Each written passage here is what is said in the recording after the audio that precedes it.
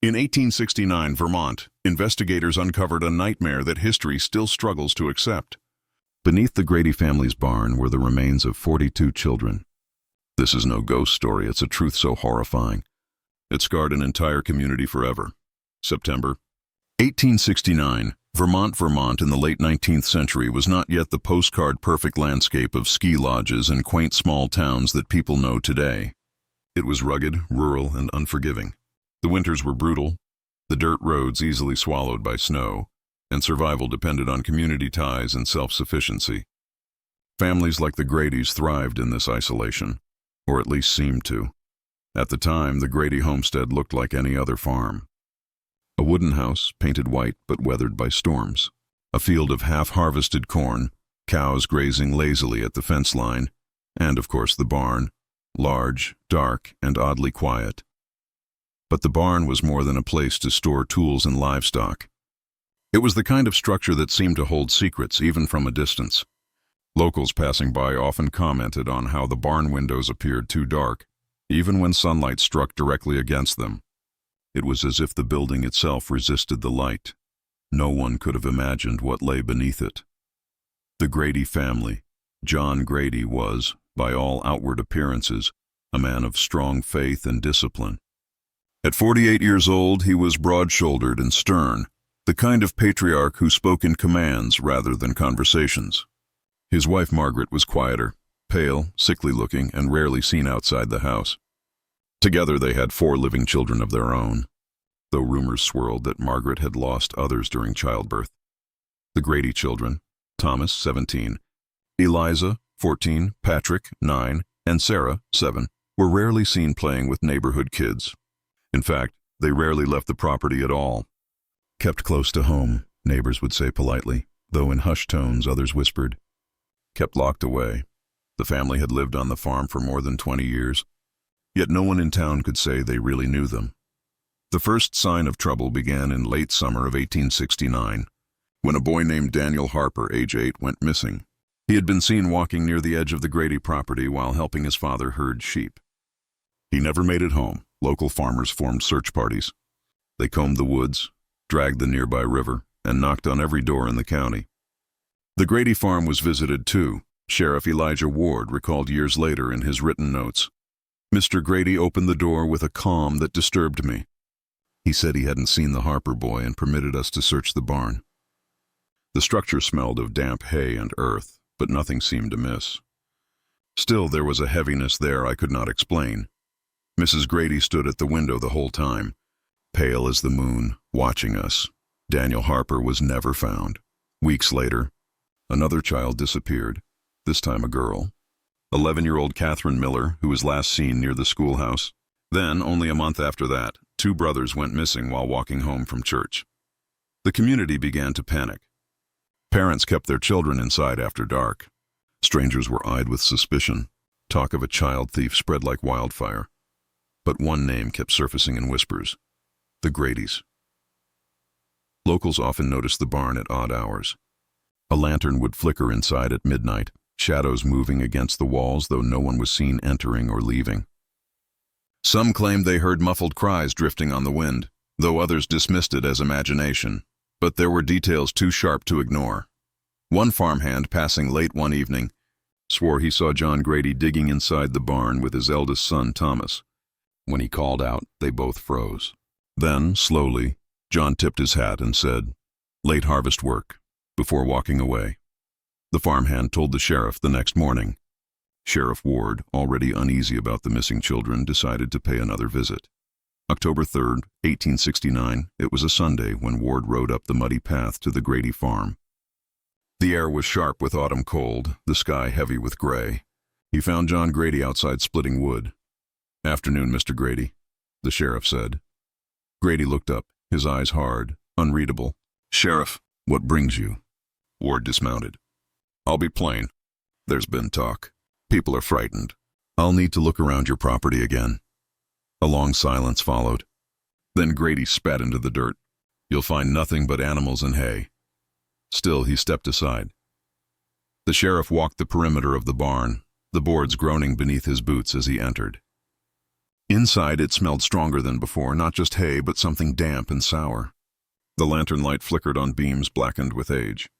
Rats skittered in the corners. As he paced, Ward's foot pressed against a floorboard that shifted slightly beneath his weight. He froze. Grady's voice came from the doorway. "Rotten wood. Been meaning to fix that." The sheriff nodded, though his chest felt tight. He stepped back outside, but the feeling followed him. Something beneath that floor was wrong. By late autumn, the county had recorded 7 missing children. Families no longer trusted the sheriff's reassurances. People locked their doors with heavy iron bolts. Mothers refused to let their children walk to school alone, and whispers of witchcraft began to spread.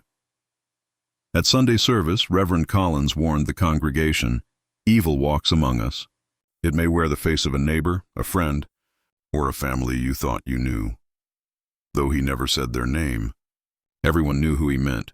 The Grady pew sat empty that morning. On October 29, 1869, a farmer named Samuel Briggs sent his son to deliver feed to the Grady farm. The boy never returned. By sundown, Briggs stormed into the sheriff's office. "They took him," Briggs spat. "I'll stake my life on it. They took my boy." Sheriff Ward, under mounting pressure, finally gathered a team of men to search the barn again. This time they brought shovels. It was nearly midnight when they pried up the first floorboard. The air that rushed out was damp and foul, like breath from a sealed tomb. The men gagged, covering their faces with handkerchiefs. Beneath the planks, the soil was loose, freshly turned. They dug only a few feet before striking something pale, a small hand. The digging quickened. Within minutes, they uncovered the remains of a child, then another and another. Tiny skulls, brittle ribs, tangled hair still clinging to the earth. 42 bodies in all. Children, stacked in layers, hidden beneath the Grady barn. When the men stumbled back into the cold October night, some wept openly. Others swore they'd never return to that cursed farm again. Sheriff Ward, his lantern trembling in his grip, spoke the words that would later appear in his report. "No good man can hold such a secret. No decent soul could bury the young this way. What we saw that night will follow us into our graves." October 30th, 1869, the sun rose pale and cold over Vermont. Frost clung to the fields, but no one went out to tend crops that morning. Word had spread through the valley before dawn. 42 children had been unearthed beneath the Grady family's barn. Men and women gathered in the streets of the nearest town, eyes hollow, faces gray with disbelief. Some wept quietly, clutching their children close. Others shouted for justice. At the sheriff's office, people crowded the doorway, demanding answers. "They must hang for this," one man bellowed. "They're gone," another muttered. Vanished like smoke in the night. Sheriff Elijah Ward, still shaken from the discovery, stood at his desk with trembling hands. His deputy, a younger man named Harlan, whispered, "Sheriff, if the Gradys fled, someone must have seen them." Ward shook his head. "They left no tracks. Horses, wagons, nothing. It's as if the earth swallowed them whole." For the next 3 days, pauses scoured the countryside.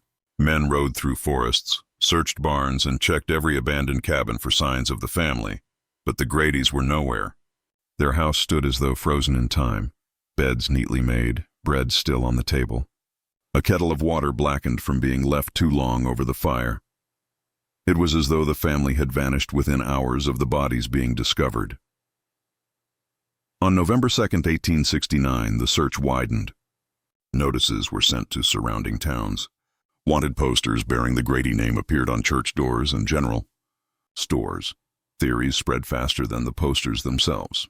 They killed those children and fled west. They've buried themselves deep in the woods. No, others whispered, eyes darting to the empty barn. They never left at all. By November, fear seeped into every corner of daily life. Families refused to let their children walk alone even in daylight. Doors were locked with heavy chains. Farmers began leaving lanterns burning all night. But the barn itself, it drew people's eyes. Neighbors passing the farm swore they saw lamplight flickering inside the barn at night, though the structure had been abandoned. One man, a farmer named Charles Bain, claimed he heard the faint sound of children singing, carried on the wind. Like a lullaby, he said, pale as death. Low and soft, but it was there. I swear it. Most refused to go near the property after dark. November 12, 1869, despite the fear, a group of men, angry fathers who had lost children, decided to burn the barn to the ground. That night, carrying torches, they rode up the muddy path. The farmhouse stood silent, shutters banging in the cold wind. The barn loomed black against the moonlight. As they neared, one of the men, Samuel Briggs, who had lost his son only weeks before, froze. There, he whispered. A figure stood in the barn doorway, pale, motionless. At first they thought it was John, Grady himself, but as the torchlight wavered, the figure appeared smaller. A child, the men ran forward. But as they reached the threshold, the figure was gone. Only the smell of damp earth remained. They did not set the barn ablaze that night. Sheriff Ward, pressured to explain the mounting hysteria, began documenting every account in his ledger. November 15, 1869, Widow Ellen Carter. I heard knocking at my door just after midnight, slow and steady, 3 times. When I opened it, no one was there. Only small footprints in the frost, leading toward the Grady farm. November 18, 1869, schoolteacher Abigail Lorne. My pupils whisper voices calling them from the woods. They say the voices know their names. I forbid them to walk home alone, yet still I hear them speak of the children in the barn. November 21st, 1869, Deputy Harlan. I patrolled near the Grady farm last night. From inside the barn I heard what I swear were children crying. But when I entered it was empty. The floorboards, though replaced, seemed to breathe under my boots. Ward's handwriting grew increasingly frantic in the ledger. The ink blotched, words underlined twice. The Gradys are gone, but something remains. By late November the town had fractured. Some demanded the barn be torn down, salted and buried. Others believed disturbing it further would unleash something worse. The Reverend spoke of unrested souls, urging prayer. The more superstitious whispered of a curse on the Grady bloodline, that the family had made some pact, trading lives for something darker. Still, the sheriff tried to maintain order. We must look to facts, he told the people at a town gathering. The Gradys killed those children and ran. Evil is human, not spirit. But even as he said the words, his voice trembled. December 1st, 1869, snow fell heavy that week, muffling the land in silence. The farm was half buried, its fence posts jutting like bones from the drifts. Sheriff Ward, unable to resist his growing unease, returned alone to the barn. He carried a lantern and his revolver. Inside, the boards creaked under his weight. The smell of earth lingered. He knelt, pressing his ear to the floor. For a long moment, there was nothing. Then, faint, unmistakable, he heard it. Knocking. 3 slow knocks from beneath the boards. Ward staggered back, lantern swinging wildly. His revolver shook in his hand, and then came a sound that froze his blood, a child's voice, clear and close, whispering his name. Eli. December 10th, 1869, the sheriff had told himself it was imaginary, that the faces in the barn window were tricks of lantern light, that the whisper of his name was only the wind. But in the days that followed, others began to hear the same. At the general store, a mother claimed her son woke screaming at night, crying that, "The Grady children want me to play." On the road leading past the farm, horses balked violently, refusing to step forward, their riders thrown into the snow. By mid-December, the community was reaching a breaking point. The barn, still standing against the storm, had become a symbol of dread. People stopped speaking of it in daylight, but whispered of it in the dark, always with glances over their shoulders. Sheriff Ward's leather-bound journal from this period survives to this day, housed in the Vermont Historical Society. His entries, though fragmented, offer chilling glimpses. December 11th, 1869. Dreams come nightly now. I see the floor of the barn rising and falling, like breath. When I wake, I smell damp soil, though my windows are shut against the frost. December 14th, 1869. Deputy Harlan speaks of shadows moving in the rafters. He will not enter the barn again. I do not blame him. Still, duty binds me. I must go. December 16th, 1869. The Gradys are not gone. Their silence is worse than their crimes. December 18th, 1869. Statement of Reverend Collins. I was called to the Carter house to pray for their youngest.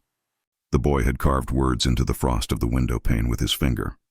"Let us out." When asked why, he said, "They told me to." He would not say who they were. Only weeping followed. December 20th, 1869, statement of Farmer Amos Pike. "I saw lights in the Grady farmhouse last night. Not lanterns, but something brighter. Flickering. I swear it lit up the upstairs window, though no soul lives there." At last, unable to ignore the reports, Sheriff Ward organized a small team to search the Grady property again. On December 22nd, 1869, he returned with Deputy Harlan and 2 townsmen, Briggs and Pike. The farmhouse smelled of rot and mildew. Furniture sat undisturbed, dust thick on every surface. The kitchen table was still set for a meal that had never been eaten. Plates, cups, and a loaf of bread hardened to stone. In the upstairs rooms, beds were neatly made, quilts folded at the foot. Yet Briggs swore he felt the covers shift beneath his hand, as if something unseen had just lain there. In the smallest room, believed to belong to young Sarah Grady, they found something carved into the wooden floorboards near the bed frame, a series of tally marks. "Dozens upon dozens, counting days," Harlan whispered. "Or lives." In the master bedroom, they discovered a heavy trunk at the foot of the bed. It took all 4 men to pry it open. Inside lay children's clothing, carefully folded. Shoes far too small for the Grady children, tiny bonnets. A wooden rattle, worn smooth by use. None of these items belonged to the Grady household. Ward wrote in his journal that night. They kept trophies. These were not accidents nor illnesses. Each child was remembered, kept, as if part of some greater ledger. On Christmas Eve, despite protests from his deputy, Ward returned to the barn. Snow had drifted high against its walls, but inside it was strangely warm, as though the ground itself exhaled heat. His lantern threw long shadows across the beams. As he walked, the floor seemed to pulse beneath his boots. He dropped to his knees, pressed his hand against the boards, and felt a vibration. The soil was moving. Ward tore at the planks with bare hands until his fingers bled. Beneath, the earth was shifting as though something crawled through it. A pale object broke the surface, a small jawbone, teeth still intact, and then another and another. The bones he and the others had missed in October were pushing themselves upward, as if refusing to remain buried. Ward stumbled back, his lantern clattering against the boards. The light sputtered, and in the darkness he heard it again, knocking. Slow, deliberate, echoing from deeper below, not from the shallow graves they had already uncovered, from somewhere lower. When townsmen returned with him days later, they discovered what Ward already feared. The barn's foundation concealed a second layer of floorboards. Beneath the graves they had uncovered was another chamber, sealed off with stone and timber. It had gone unnoticed in the first search. "Too well hidden by Grady's carpentry," Deputy Harlan whispered. "God help us if we open it." But the sheriff only said, "We must know." December 30th, 1869, it took hours of prying. Crowbars groaning against ancient nails, but at last a section of the lower foundation gave way. A draft of cold, stale air rushed upward, carrying with it the stench of decay. The men lowered lanterns into the opening. At first only darkness, then shapes, not just bones. Crude wooden dolls lined the walls, dozens of them, each dressed in scraps of children's clothing. Faces painted in soot, eyes hollow gouges. In the center of the chamber stood a table, and upon it a ledger, pages yellowed and damp. Ward climbed down. His lantern shook as he opened the book. Inside were names, dates. Each entry is marked with a number. 42 in all, and beneath the last, an unfinished scrawl. Next to come, the ink bled off the page. October 23rd, 1869, Grady Farm. Vermont. By late October, frost coated the fields each morning, and the Grady property looked almost serene. From the outside, the barn stood like any other. Weathered wood, the faint smell of hay, tools hanging on the walls. But inside, investigators were becoming convinced it was no ordinary farm building. Sheriff Harlan had stationed 2 deputies to watch the property after sundown. "We're not leaving this place unguarded anymore," he told the townsfolk. Reports of muffled cries, flickering lanterns, and strange figures seen moving between the barn and the main house had spread through the village. People whispered of curses, of witchcraft, of something unholy buried beneath the boards. The sheriff, though stern, was shaken himself. He had heard it late one night when he stood near the barn, a faint tapping, almost rhythmic, coming from under the floor. On October 23rd, the sheriff authorized a deeper excavation.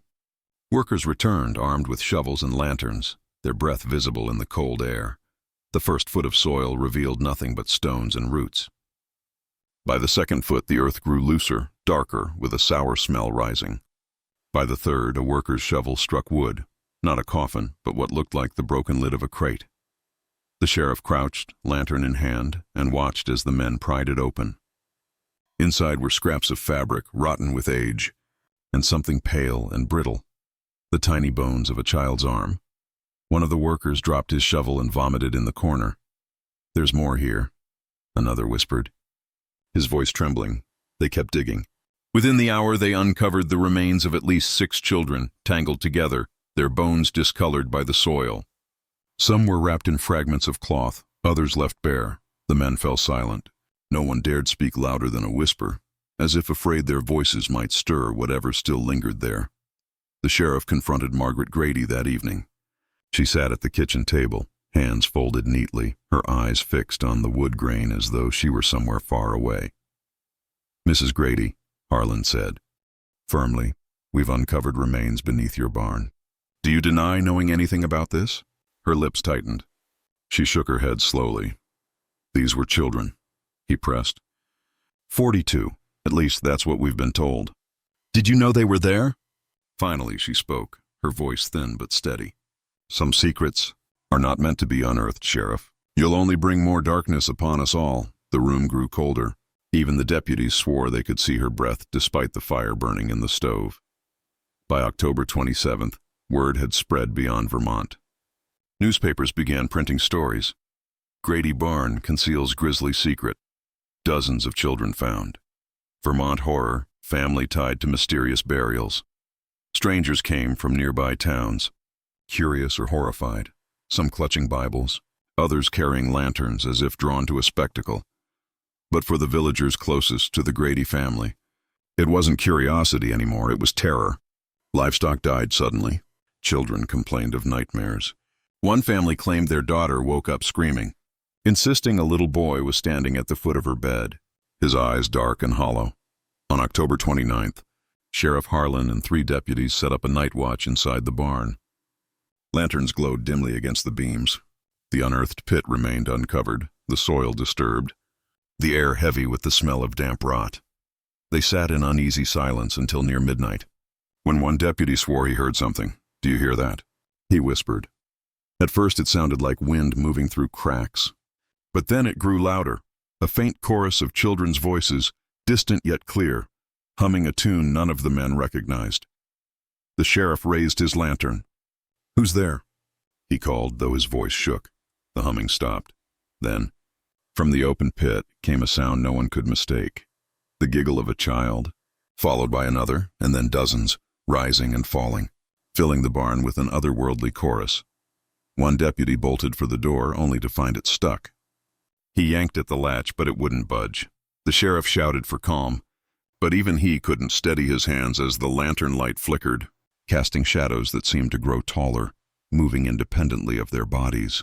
By dawn, the men emerged, pale and shaken, refusing to speak of what had happened inside.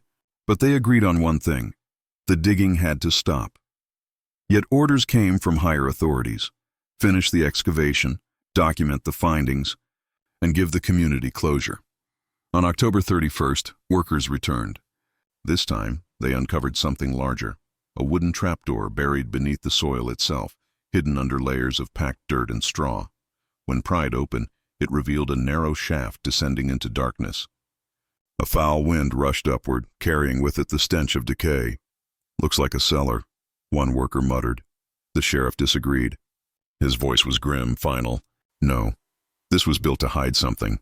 As lanterns were lowered into the shaft, the beam of light illuminated walls lined with crude shelves. On those shelves lay tiny bundles wrapped in fabric, dozens of them. Some had small shoes still attached. Others bore fragments of ribbons or toys clutched in skeletal hands.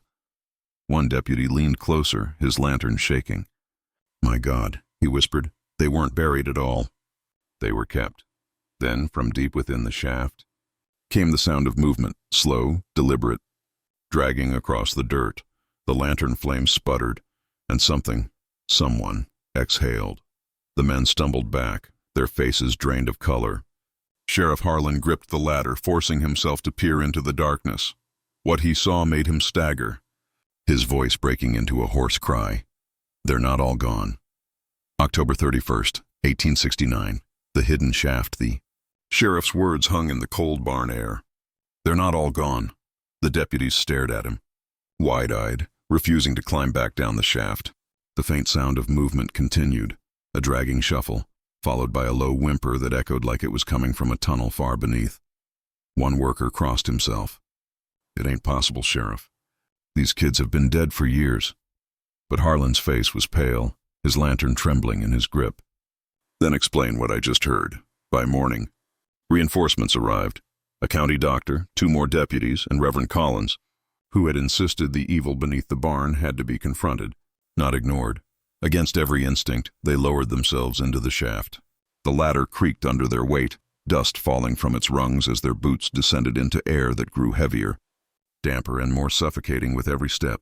At the bottom, lanterns revealed a narrow underground chamber, crudely dug into the soil.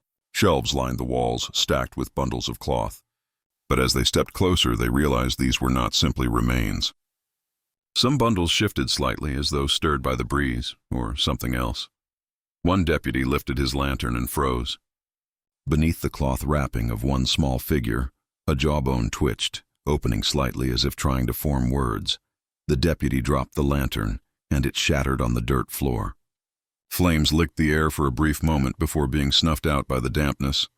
What are they? The doctor whispered. The sheriff forced himself to steady his breath.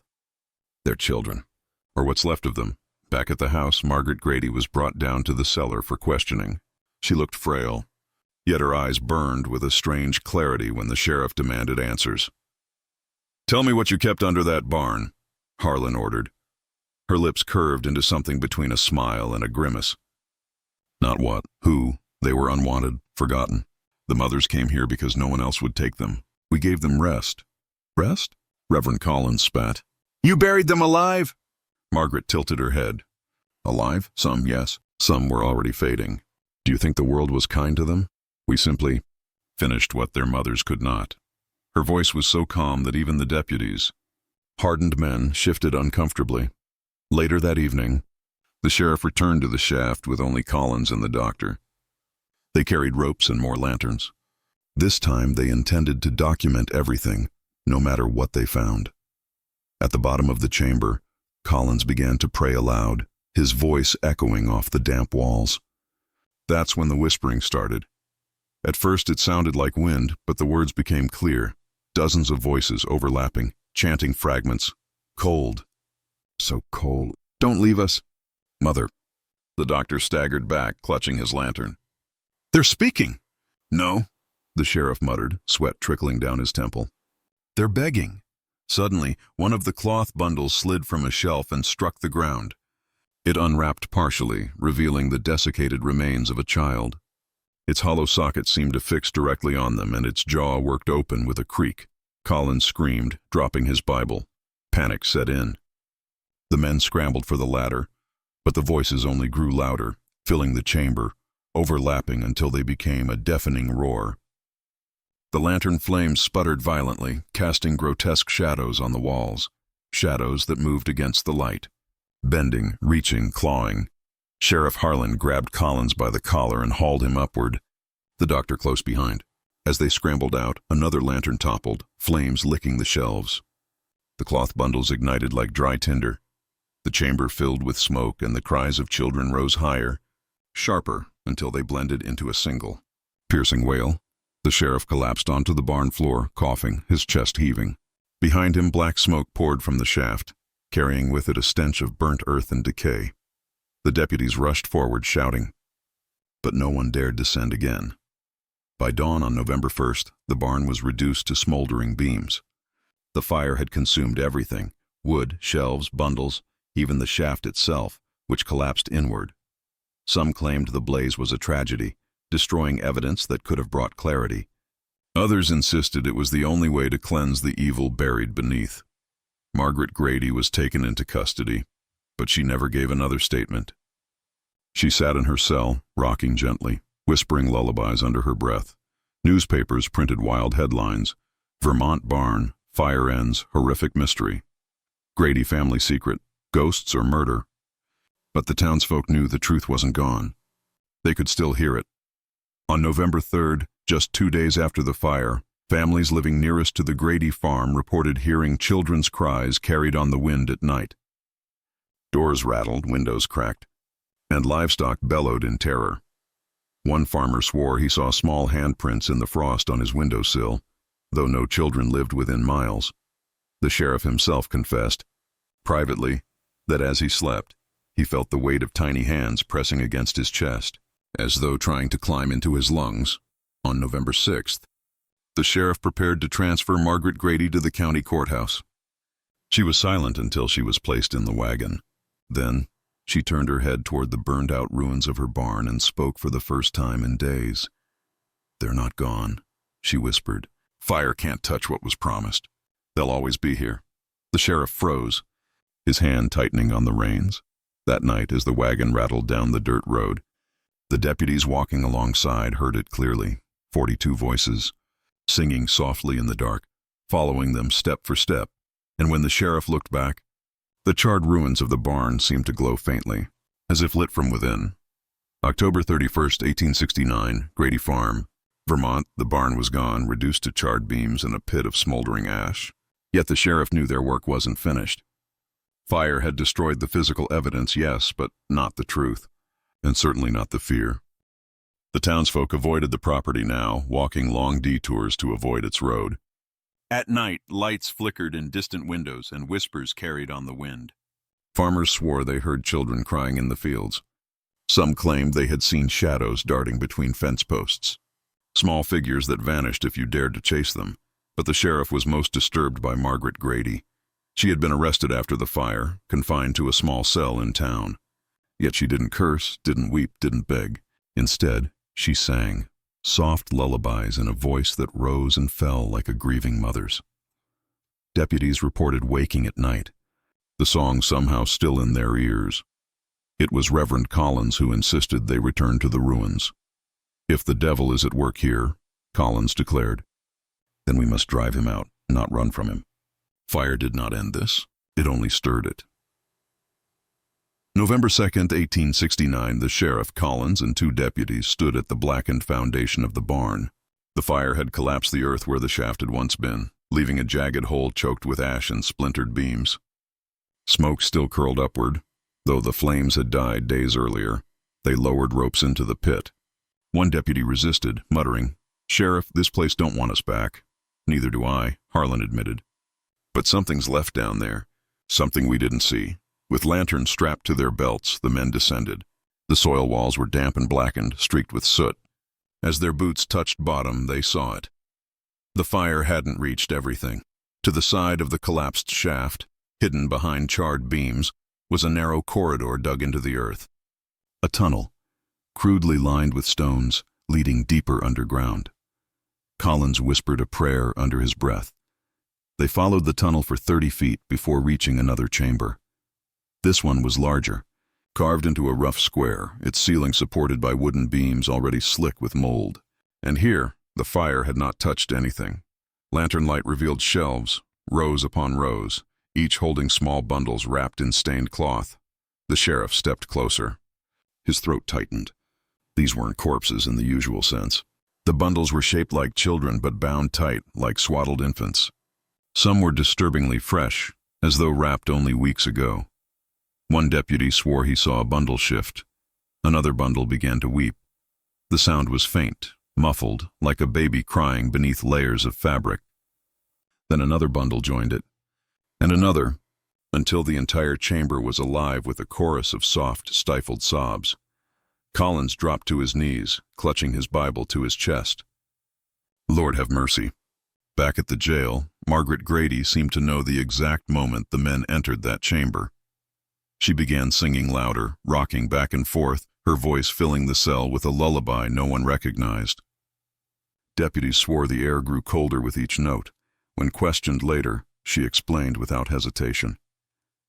"They weren't mine," she said. "None of them were. Mothers came to me with their shame, their secrets, their burdens. They begged me to take them, so I did. I gave them rest. I kept them safe." The sheriff slammed his fist on the bars. "Safe? They're dead, Margaret." She tilted her head, eyes glittering. "Are they?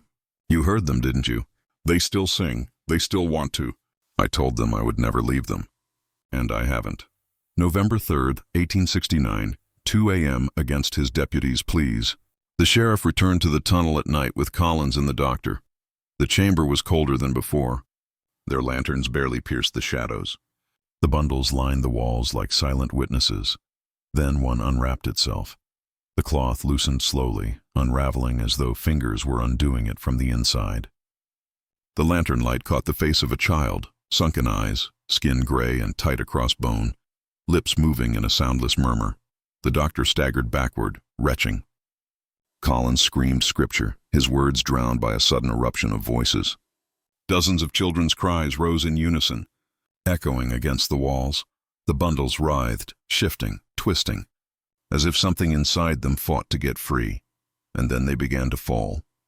One by one, they tumbled from the shelves, hitting the dirt floor with soft, sickening thuds. Some lay still. Others crawled, dragging themselves across the soil toward the men.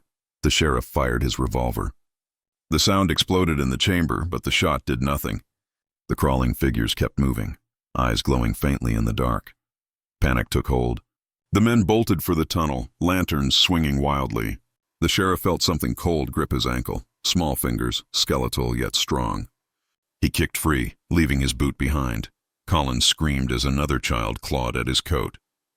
The sheriff yanked him forward, dragging him into the tunnel as the chorus of voices rose higher. Shrieking, begging, calling for mother, they scrambled up the rope, bursting out into the cold night air, their lungs heaving. The deputies pulled them away from the pit, their faces pale at the sight of the men's torn clothes and bloodied hands. From below, faintly the voices still rose, singing now, a lullaby eerily similar to the one Margaret had sung in her cell. By dawn, the town was in uproar. The sheriff tried to keep the truth contained, but word spread quickly. Farmers packed wagons, families fled, others gathered outside the sheriff's office, demanding Margaret be executed at once. The Reverend argued that execution would solve nothing. "She is only the vessel," he insisted. "The promise lies with the children. Their cries will not stop simply because she does." But fear outweighed reason. Men shouted for justice. Women wept. Children clung to their mothers, terrified to sleep. That evening, Sheriff Harlan sat alone in his office. His hands shook as he wrote his official report. Every line felt like a lie, every omission a betrayal. If he told the full truth, no one would believe him. And if they did, panic would spread beyond Vermont, drawing the curious and the desperate. Yet he could not deny what he had seen. The touch of those small icy hands still lingered on his skin. He closed the report and blew out his lantern. But in the silence that followed, he heard it again, 42 voices, whispering in perfect unison just outside his window. "Don't leave us." The sheriff rushed to the cell where Margaret Grady sat. She was smiling now, humming softly. "They've chosen you," she said, her voice almost tender. "They don't want me anymore. They want you." And from the darkness outside the jailhouse, the sound of small footsteps began to gather, hundreds of them, circling. Closing in. November 7th, 1869, town of Fairmont. Vermont, the sheriff did not sleep the night of the whispers. Neither did anyone else in Fairmont. The town seemed to breathe in unison. Every house lit by lanterns, every family awake, listening for sounds they prayed would not come. But they came anyway. Dozens of people swore they heard footsteps in the dirt outside their homes, small, bare feet moving in circles, sometimes pausing at the threshold of a door before continuing on. Others reported knocks on windows, always low to the ground, always too soft to be made by any adult hand. One woman claimed she opened her door to find a trail of tiny prints leading from her porch to the Grady property, perfectly visible in the morning frost. By December 1869, Margaret Grady was formally charged. The newspapers called her the Vermont murderess and the mother of shadows. The trial, however, was a disaster. Witnesses gave conflicting testimony. No official number of children's remains could be confirmed, as the fire had destroyed most of the evidence. The sheriff's report was deliberately vague, stripped of its darkest truths. Margaret never pleaded for her life. She never cried. When asked if she killed the children, she simply shook her head. "I kept them," she said softly. "The world didn't want them, but I did." The jury deliberated for hours, but failed to reach a unanimous verdict. Margaret was neither freed nor condemned to death. Instead, she was declared unfit, to be kept in a state asylum for the remainder of her life. Sheriff Harlan carried the heaviest burden, for years. He maintained the official line, that a few child remains had been discovered beneath the Grady barn, and the rest was rumor, exaggerated by panic. But privately, he never escaped what he'd seen.